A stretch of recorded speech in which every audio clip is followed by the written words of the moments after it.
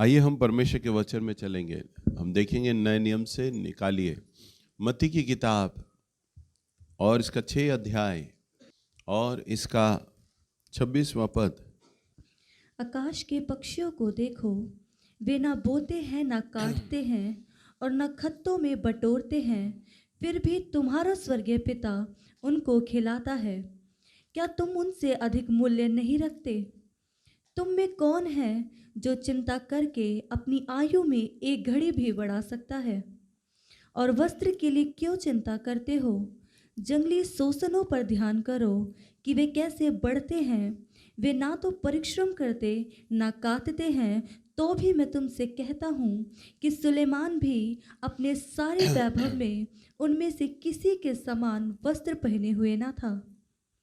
इसलिए जब परमेश्वर मैदान की घास को, जो आज है और कल भाड़ में झोंकी जाएगी, ऐसा वस्त्र पहनाता है, तो हे अल्पविश्वासियों, तुमको वह इनसे बढ़कर क्यों ना पहनाएगा।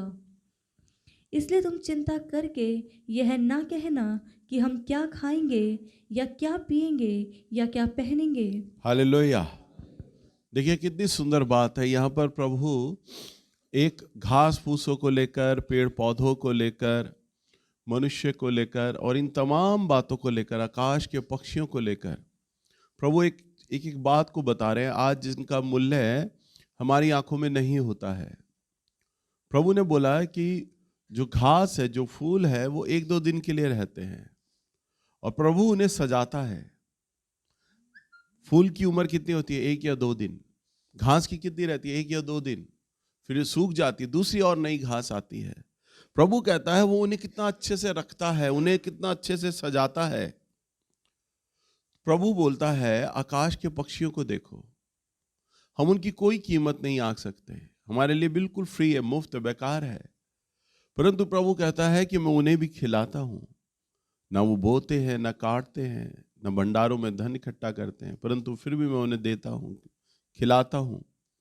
प्रभु उपमा देते हैं इन सारी बातों को लेकर कि मनुष्य है जो सामने हमें दिखाई देता है, तुम्हारे लिए कुछ भी, वो जो सब कुछ फ्री है ना, उसे मैंने कितना अच्छे से सजाया है और बनाया है।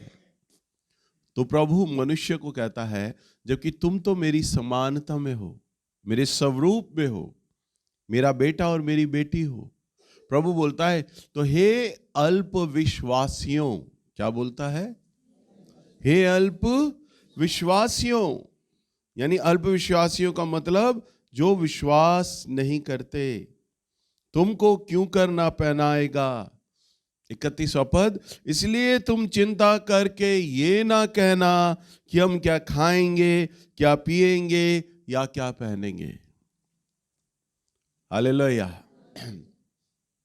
आज आप लोगों को यही तो चिंता रहती है, आने वाले कल की, भविष्य की, हम क्या खाएंगे।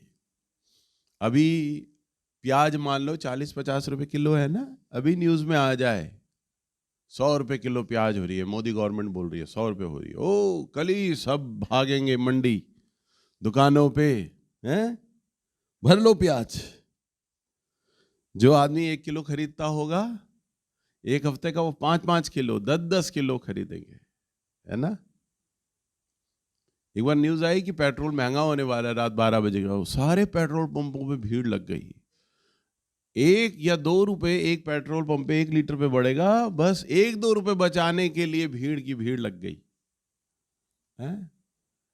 कल की चिंता। अब उन लोगों से पूछो तुम अपनी गाड़ी में जो पेट्रोल भरा लोगे उसे कितना चला लोगे, और तुम प्याज खरीद लोगे तो कितना खा लोगे, कितनी उम्र खा लोगे।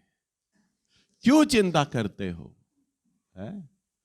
हे अल्प विश्वासियों, तुम्हें कल की चिंता है, कल मिले ना मिले, कल हो ना हो, अभी बटोर लो, अभी खरीद लो। प्रभु कहता है आकाश के पक्षियों को देखो, वो चिंता ही नहीं करते। महंगाई कितनी हो रही है, कितनी नहीं हो रही, उन्हें कोई लेना देना नहीं, क्योंकि वो मुझ पर निर्भर करते हैं। मैं उनकी जरूरतों का ध्यान रखता हूं। हालेलुया। इसलिए प्रभु कहता है हे अल्प विश्वासियों, तुम क्यों चिंता करते हो, हम क्या खाएंगे, क्या पिएंगे, क्या पहनेंगे। आप लोगों को यही तो चिंताएं रहती हैं। बच्चों की शादी कैसे होगी, इनके लिए पैसा कहाँ से आएगा, हम किराए के मकान में रहते हैं, हमारा अपना मकान कब होगा, हम कैसे अपने मकान में जाएंगे, हमारा काम धंधा कब सेट होगा, हमारे बच्चे जब बड़े हो जाएंगे ये क्या काम करेंगे, ना जाने हम क्या क्या सोचते रहते हैं, क्या क्या सोचते रहते हैं। किसी ने ठीक कहा है, चिंता और चिता सिर्फ एक बिंदी का फर्क है। चिता तो मरने के बाद आदमी को जलाती है, परंतु जो चिंता है ना, ये जीते जी आदमी को जलाती है। इसलिए प्रभु कहता है तुम चिंता करके ये ना कहना हम क्या खाएंगे, क्या पिएंगे, क्या पहनेंगे। 32वां पद, क्योंकि अन्य जातियां इन सब वस्तुओं की खोज में रहते हैं। हाँ, प्रभु की दृष्टि में तो दो जाति है केवल, एक उसकी अपनी निज संतान, निज जाति, जो उसका कहा मानते हैं, उसकी आज्ञाओं पर चलते हैं, उस पर विश्वास करते हैं। दूसरा वो जाति जो अन्य जाति है, जो प्रभु का वचन जिसने जाना नहीं, सुना नहीं, और अगर सुना भी हो, जाना भी हो, तो भी वो अपनी बुद्धि लगाते हैं। अरे प्रभु का वचन सुनने में, बोलने में, पढ़ने में तो बहुत अच्छा लगता है, परंतु प्रैक्टिकल ये चीजें संभव नहीं है। प्रैक्टिकल ये चीजें संभव नहीं है, प्रैक्टिकल नहीं होता। महंगाई परमेश्वर नहीं देख रहे, हम देख रहे हैं। समस्याएं पृथ्वी की प्रभु नहीं देख रहे, हम देख रहे हैं। राजा नबूकदनेस्सर इतना बड़ा महिमा राजा, सम्राट था, घमंड करता था, मैं राजा हूं, ईश्वर क्या है मेरे आगे। भविष्यवक्ता जाता है, उसे बोलता है कि अब प्रभु बोल रहा है कि तुझे 7 साल जंगलों में रहना होगा। तुझे लगता है ना कि तेरे सामने कोई नहीं खड़ा हो सकता, तू सम्राट है। प्रभु कह रहा है 7 साल तू जानवरों की तरह वहां रहेगा, तख्त से उतार देगा और जंगल में रहेगा, जानवरों की तरह रहेगा, जानवरों का सा खाना खाएगा, जानवरों सा रहेगा। और ये इसलिए होगा, मुझे पद बहुत अच्छा लगता है, ये इसलिए होगा क्योंकि तू ये जान ले कि वो परमेश्वर, इस्राएल का जीवित परमेश्वर, जो स्वर्ग में प्रभुता करता है, वो पृथ्वी पर भी प्रभुता करता है। तो ये जान ले कि केवल स्वर्ग में नहीं, पृथ्वी पर भी प्रभुता करता है। जिसे चाहे सिंहासन से उतार सकता है और जिसे चाहे सिंहासन पर बैठा सकता है। ना दिखने वाला परमेश्वर सामर्थ्य और ताकत रखता है अपने अंदर। और हुआ ऐसा, नबूकदनेस्सर जंगल में चला गया, प्रभु ने उसे उतार दिया और जानवरों के साथ घुटने के बल चलता था, लंबे लंबे बाल हो गए, हाथ पैरों के नाखून बढ़ गए। सम्राट, राजा नहीं सम्राट, कई राजा उसके अधीन थे, और ऐसे व्यक्ति को परमेश्वर ने जानवर बना दिया था। और 7 साल जब बीते, फिर प्रभु ने उसे तख्त पर बैठा दिया। फिर वो प्रभु के लिए कहता है वही परमेश्वर महान है। हालेलुया।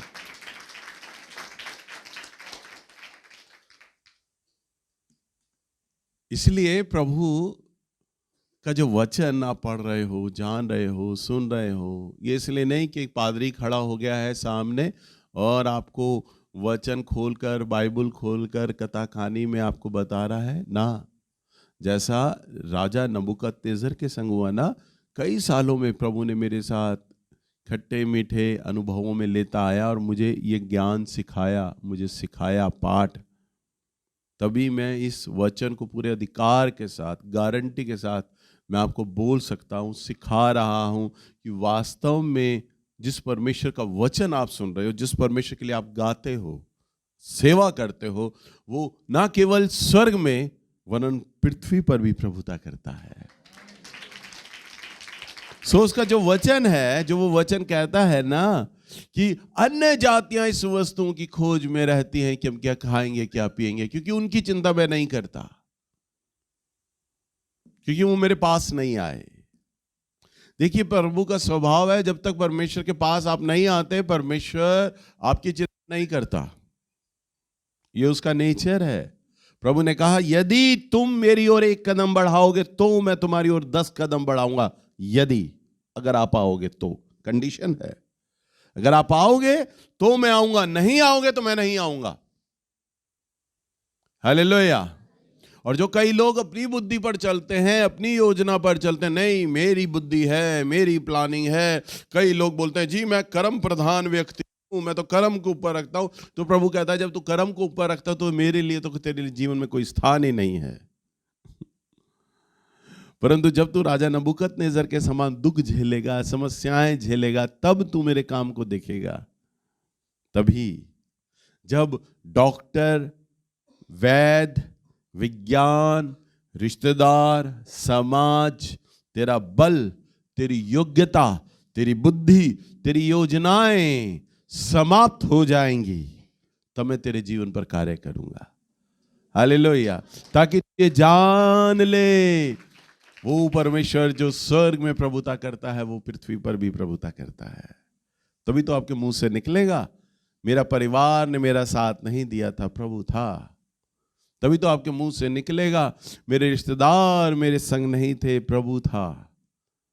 तभी तो आपके मुंह से निकलेगा कोई डॉक्टर, कोई वैद्य मुझे नहीं बचा सकता था, प्रभु था जिसने मुझे बचा लिया।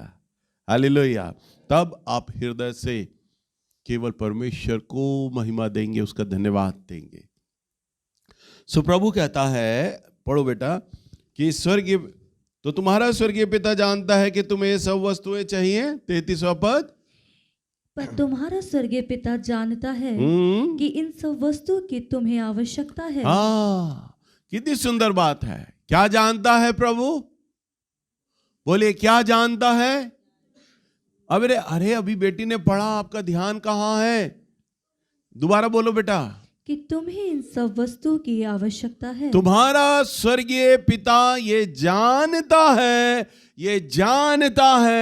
कि तुम्हें ये सब वस्तुएं चाहिए।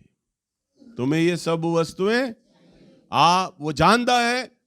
आपको अगले महीने किराया देना है, वो जानता है आपको राशन भी भरना है, वो जानता है आपको सामान खरीदना है, वो जानता है आपको हर एक छोटी छोटी चीजों को वो जानता है। वो सारी चीजें जानता है, वो सारी चीजें जानता है, छोटी छोटी चीजों को वो जानता है। तुम्हें ये सारी वस्तुएं चाहिए। एक बार ही क्या हुआ, देखो छोटी सी गवाही। मेरा ईसीएस होता है, किश्त आती है जो बैंक में कटती है सीधा, इलेक्ट्रॉनिक, वो रुकती नहीं, अपनी डेट पे आती है, कट करके निकलती है। मेरा ईसीएस आना था, अगले दिन लगना था। अब मुझे ध्यान आया, अरे कल तो मेरा किश्त आएगा, कल तो मेरा किश्त आना है। 10,000 रुपये शॉर्ट हो रहे थे ईसीएस में।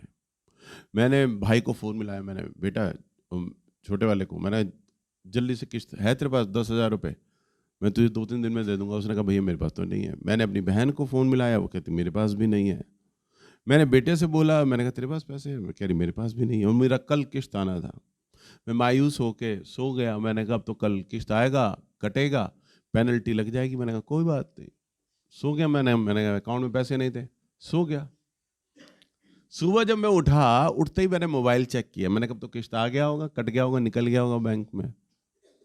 तो सुबह जब मैं उठा तो मैंने देखा रात के लगभग, देखो प्रभु का काम, रात के लगभग 2:30 बजे पता नहीं किसने मेरे अकाउंट में 10,000 रुपए डाले। नाम नहीं था, सच कह रहा हूं। 2:30 बजे तो सब सो रहे होते हैं। अब ऑफरिंग भेंट देना कौन सोचेगा। 10,000 रुपए मेरे अकाउंट में आए और जितना मेरे को 10,000 रुपए शॉर्ट था वो पूरा हो गया अकाउंट। और सुबह 9:30-10 बजे इसी ठा करके निकल गया मेरे अकाउंट से। हालेलुया। वो जानता है, वो जानता है तुम्हें ये सब वस्तुएं चाहिए। हालेलुया। वो ये भी जानता है कि तेरा कल किश्त लगना है, वो ये जानता है। तो बताओ, हमारे मकान को लेकर, हमारी गाड़ी को लेकर, बच्चों की फीस को लेकर क्या ये चिंताएं नहीं करेगा? मैंने रोते हुए अपनी पत्नी को मोबाइल दिखाया, मैंने कहा देख कोई 2:30 बजे मुझे भेंट डाल रहा है, मुझे नहीं मालूम, वो आदमी सो रहा था, जाग रहा था, मेरे प्रभु ने उसे जगाया, खड़ा हो जा, अकाउंट में 10,000 रुपए डाल।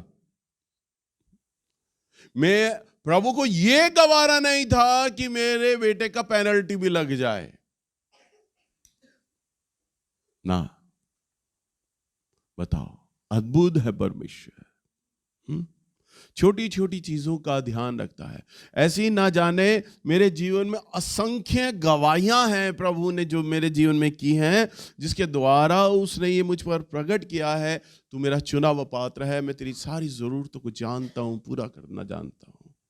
तभी जब मैं रात को प्रार्थना में होता हूँ, दिन में होता हूँ, अपने बंद कमरे में आंसू के साथ मैं प्रभु को यही कहता हूँ, प्रभु जब आप मुझे चर्च बना कर देंगे ना, कोई भी आदमी मेरी मदद के लिए ना सामने लाना प्रभु, कोई भी आदमी को मदद के लिए ना लाना। लोग ये ना कहें कि फलां फलां व्यक्ति ने दया की और भैया को चर्च बना कर दिया। नहीं, मैं ये सुनना चाहता हूँ, ये चर्च तो सिर्फ परमेश्वर ही बना सकता था। जमीन परमेश्वर दे सकता था, बनाने के लिए पैसा परमेश्वर दे सकता था, ये पैसा तो, ये जमीन तो केवल प्रभु ने दिया है। हालेलुया। मैं प्रभु को कहता हूं क्योंकि मैं अपने प्रभु की काबिलियत को जानता हूं, वो करने में सक्षम है, क्योंकि वो स्वर्ग और पृथ्वी पर दोनों पर प्रभुता करता है। और वचन में लिखा है 34वां पद, कल की नहीं चिंता 33वां पद बेटा, इसलिए पहले तुम परमेश्वर के राज्य और उसके धर्म की खोज करो, तो ये सब वस्तुएं तुम्हें मिल जाएंगी। हाँ, क्या कहता है? पहले आपको क्या करना है? प्रभु का ये फेवर, ये अनुग्रह आपके जीवन पर कब आएगा? जब उसके राज्य और उसके धर्म की खोज करो। सबसे पहला कंडीशन है, पहले उसके राज्य को खोजना है, पहले धर्म को खोजना है। तो वो कहता है तो ये तुम्हें वस्तुएं सब मिल जाएंगी। तब मिलेंगी। कब? जब पहले राज्य को खोजोगे, धर्म को खोजोगे, तब प्रभु कहता है ये सब वस्तुएं तुम्हें मिल जाएंगी। ये तुम्हारे लिए मैंने रोकी हुई हैं चीजें, मिल जाएंगी। कई बार जब हमें बड़े बड़े सेमिनार में बुलाया जाता है, जैसे मैं पास्टर हूं, कोई ऑर्गेनाइजर जब मुझे बुलाता है तो उन्होंने पास्टर का चेयर एक अलग बनाया होता है, हर एक कुर्सी पर एक बड़ा बड़ा स्टिकर लगाया होता है, लिखा होता है पास्टर्स चेयर, पास्टर्स चेयर। उन चेयर्स पर कोई नहीं बैठता, सिर्फ पास्टर आकर बैठते हैं। तो जब हम जाते हैं ना, तो चाहे कितना ही भीड़ हो, वहां पर लोगों को बैठने का जगह ना हो, लोग कारपेट पर बैठे हो, भीड़ में बाहर गली में बैठे हो, पर हमें मालूम है हमारे लिए तो सीट है, हमें मालूम है। क्यों? पास्टर चेयर वहां होगा। हम जाते हैं तो वहां पर पास्टर चेयर खाली होता है, हम जाके आराम से बैठ जाते हैं। रिजर्व्ड है, वो रोका हुआ है पहले से ही। प्रभु भी आपके लिए हर चीज रिजर्व्ड करके रखता है, रोक रखता है। वो जानता है मुझे अपने बच्चों को ये सारी चीजें देना है। तभी तो कई बार जो भविष्यवाणियां नहीं होती, अगले साल आपके लिए प्रभु अब ये करेगा, 6 महीने बाद अब ये करेगा। क्यों? प्रभु ने वो रोका हुआ सारी चीजें प्रभु के प्लान में। बस तुम पहला अपना ये वाला स्टेप कर लो, मैं तुम्हें ये दे दूंगा, फिर तुम ये कर लो, मैं तुम्हें ये दे दूंगा, तुम ये कर लो, मैं तुम्हें ये दे दूंगा। हालेलुया। मैंने तुम्हारे लिए रोकी हुई है सारी चीजें पहले, मगर कंडीशन क्या है? कंडीशन है पहले तुम मेरे राज्य को खोजो और मेरे धर्म को खोजो। हालेलुया। तो आपको अब क्या करना है? हम क्या खाएंगे? क्या खोजोगे? हम कहां रहेंगे? अपने दिमाग में छाप लो आज। अगर नहीं छाप पाए ना, तो आज का दिन, आज का वचन, आपका जीवन बहुत समस्याओं में चला जाएगा। छाप लो इसको। सारे काम धंधा छोड़ दो, बस प्रभु को खोजने में लग जाओ। क्या करना है आपको? प्रभु को खोजने में लग जाओ। वचन पढ़ो, वचन को ज्यादा से ज्यादा पढ़ो, जानो, समझो। YouTube पर मेरा नाम टाइप करो, मेरे वचनों को सुनो, और कई प्रभु के दासों के वचनों को सुनो जिन्हें मैं बताता हूं, सिर्फ उन्हें सुनो, बाकियों को मत सुनो। बार बार वचनों सुनो, बार बार वचनों को सुनो, बार बार सुनो। पहले तो तुम मेरे वचन सुनो सारे, बार बार सुनो, बार बार सुनो, खोजो खोजो खोजो। तुम 8 वाली में आए हो, 10 वाली में भी तुम्हें वचन दूंगा, 12 वाली में भी दूंगा, 2 वाली में भी दूंगा। सारे वचनों को सुनो। तुम नहीं सुनते, सुनो, बार बार सुनो। एक वचन सुनो, फिर सुनो उसे, बार बार सुनो। मैं किसी का वचन नहीं सुनता। 1-2 प्रचार है कि बस मैं उनका सुनता हूं और मैं अपना वचन सुनता हूं, क्योंकि मैं अपने लिए फेवरेट हूं। हालेलुया। क्योंकि जब मैं उसमें से सुनता हूं ना, प्रभु का आत्मा मुझे अगला संदेश दे रहा होता है, अब तुझे यहां से ये चीज बताना होगा। क्योंकि तब मैं उसको एज ए नेल्स नहीं सुनता कि हाँ मैंने कितना अच्छा प्रचार किया, मैं एज ए ऑडियंस सुनता हूं, एक दर्शक के समान, कि मैं सुनूं क्या बताया जा रहा है इसमें। और जब मैं पवित्र आत्मा को सुनने के लिए बैठता हूं ना, तो पवित्र आत्मा मुझे अगला संदेश दे देते हैं मेरे ही संदेश में से। हालेलुया। तभी तो मैं लगातार एक विषय पे इतने समय तक बोल पाता हूं, सिखा पाता हूं, क्योंकि पवित्र आत्मा बता रहे होते हैं। जब आप भी बैठोगे, प्रभु आप उससे बात करिए अपने वचन में, आप उसे खोजें। बस आपको क्या करना है? खोजना है परमेश्वर को, वचन को जानना है, सुनना है। जो आप आज यहाँ पर सुन के जाते हैं ना हर सप्ताह, और जो वचनों को आप सुनते हैं, अपने जीवन से एक वाचा बांधे। वचन मैं सुनूंगा ना, मैं हूँ बहु बस अपने जीवन में वो अमल में लाने लगूंगा, वो करने लग जाऊंगा। बस वो आप करने लग जाओ और भूल जाओ फिर अपने मकान की चिंताएं, बच्चों का भविष्य। देखो सारा चीजें ऑटोमेटिक हो जाएगा। हालेलुया। सारा चीजें आपके लिए ऑटोमेटिक हो जाएगा। प्रभु कहता है तुम नहीं जानते तुम मेरी आंख की पुतली हो। क्या हो? आंख की पुतली। हल्की, हम बाहर होते हैं, हल्की सी भी हवा चलती है तो क्या होता है? एकदम से हमारी प्लग अपने आप बंद होती है। हम करते हैं उसे बंद, अपने आप प्लग आती है। एकदम से तेज हवा चली, धूल आई, हमारी आंख यूं करके प्लग बंद हो जाएगी, बचा लेगी हमारी आंख की पुतली को। होता है ना? अभी मेरी आंख में मोतियाबिंद हो गया है, तो एक मार्क भाई मुझे एक बड़े अच्छे डॉक्टर पे लेके गए। अब जब लेके गए तो आपने देखा होगा ना, चश्मे वाले वो एक कंप्यूटर पे बैठाते हैं, आपकी ठुड्डी लगाते हैं, वो फिर वो चेक करते हैं। उसके पास एक गोल पाइप था उनके पास, ऐसे ही कंप्यूटर में, और वो मेरी आंख में हवा का तेज प्रेशर मार के वो चेक करना मांग रहे थे। अब उन्होंने जैसे ही वो प्रेशर मारा ना, मशीन, देखो प्रभु का सिस्टम में देख रहा, मैंने कहा वाह। मशीन जैसे ही हवा मारे, सेकंड का 100वें अंश में मशीन में से हवा निकले, आंख में जाके टकराएगी। इससे पहले हवा आए, यूं मेरी पलक अपने आप बुझ जाती, ठा हवा को रोक लेती। 2-3 बार ऐसे ही हुआ। मुझे मालूम ही नहीं कि वो कब आएगी। वो तो यहां पर बैठा, उसने बटन दबाना, ठा करके एकदम स्पीड आई, ना मशीन ने आवाज करनी ना कुछ। पर कैसे प्रभु ने कितना अच्छा ये सेंसर लगाया कि कोई भी चीज हमारी आंख में आने लगेगी ना, तो पलक उसको बंद कर लेती है, बचा लेती है हमारी आंख को। तब मुझे प्रभु का ये काम है ना दिखाई दिया, मेरा प्रभु कितना सामर्थ्य, बताओ मशीन तक को फेल कर रहा है। तब उसने मुझसे रिक्वेस्ट किया, भाई साहब आप पलक मत झपकाओ, अपनी आंख को पूरा चौड़ा और खोल के रखो। तब मेरे दिमाग ने कमांड दिया, अब पलक नहीं झपकना, अब हवा आने देना है। तब पलक नहीं झपकी, नहीं तो पलक बेचैन थी कि मैं आ जाऊं। हालेलुया। प्रभु कहता तुम मेरी आंख की पुतली हो, कोई चीज तुम्हें छू नहीं सकती, टकरा नहीं सकती, मैंने इतना तुम्हें संभाल कर रखा है। हालेलुया। और अगर मान लो जब आप चलते हो और धूल अगर आपकी आंख में आ भी जाए, तो आप आगे चल पाते हो? वहीं रुक जाते हो। चुन्नी से साफ करने लोगे, रुमाल से साफ करने लोगे, आंख धोगे, तब जब आंख नॉर्मल होगा तभी आप चल पाओगे, चल ही नहीं पाओगे। प्रभु कहता है तुम मेरी आंख की पुतली हो, तुम्हें हल्का सा भी कुछ हुआ ना, मैं बेटा आगे नहीं बढ़ पाऊंगा, मैं वहीं रुक जाऊंगा। हालेलुया। पहले मैं तुम्हारी उस बेचैनी को दूर करूंगा, तुम्हारी उस समस्या को दूर करूंगा, तब मैं नॉर्मल हूंगा, तब मैं आगे चलूंगा, क्योंकि तुम मेरी आंख की पुतली हो। तुम मेरी क्या हो?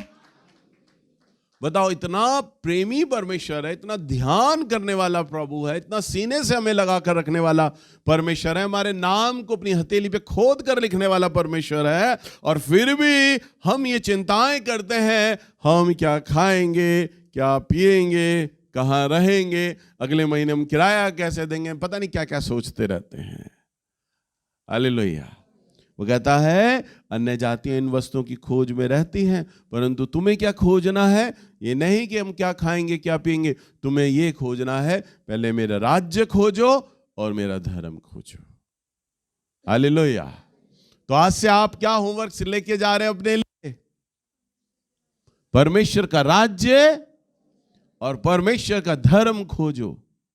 ये बच्चे छोटे बैठे हैं, अगर यहाँ से ही प्रभु की बातों में मन लगाने लग जाएं, भले ही इनके माँ बाप चिंता करें कि हम अपने बच्चों को पढ़ा लें, कोई अच्छी छोटी मोटी नौकरी दिला देंगे, अरे तुम्हें नहीं पता तुम्हारे बच्चे क्या बनने जा रहे हैं। तुम्हारी आने वाली पीढ़ियां भी इतना सुंदर भविष्य नहीं बना सकती थी अपने बच्चों का, जितना मेरा परमेश्वर तुम्हारे बच्चों का भविष्य बनाने जा रहा है।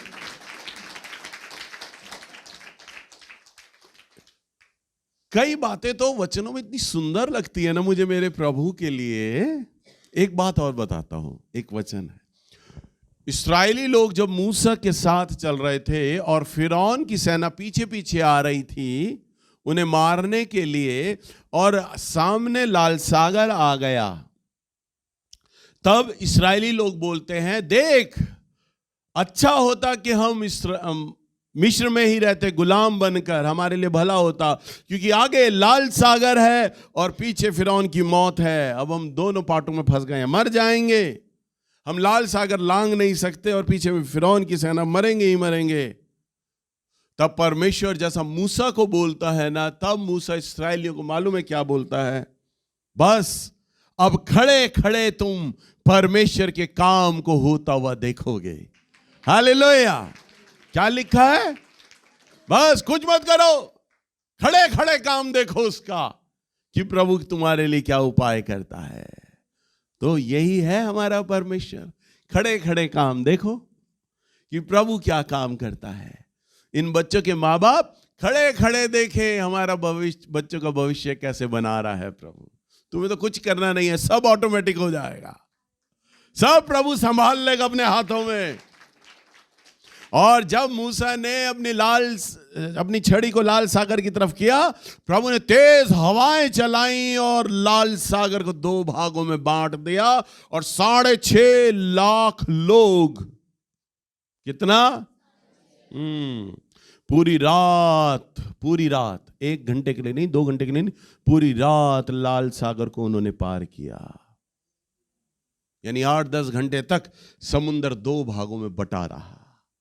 हालेलुया। और प्रभु ने इतनी तेज हवा चलाई कि समुद्र का जो तल का पानी, जो दलदल था ना, वो तक सूख गया, लोग उसमें भी चलने लग गए।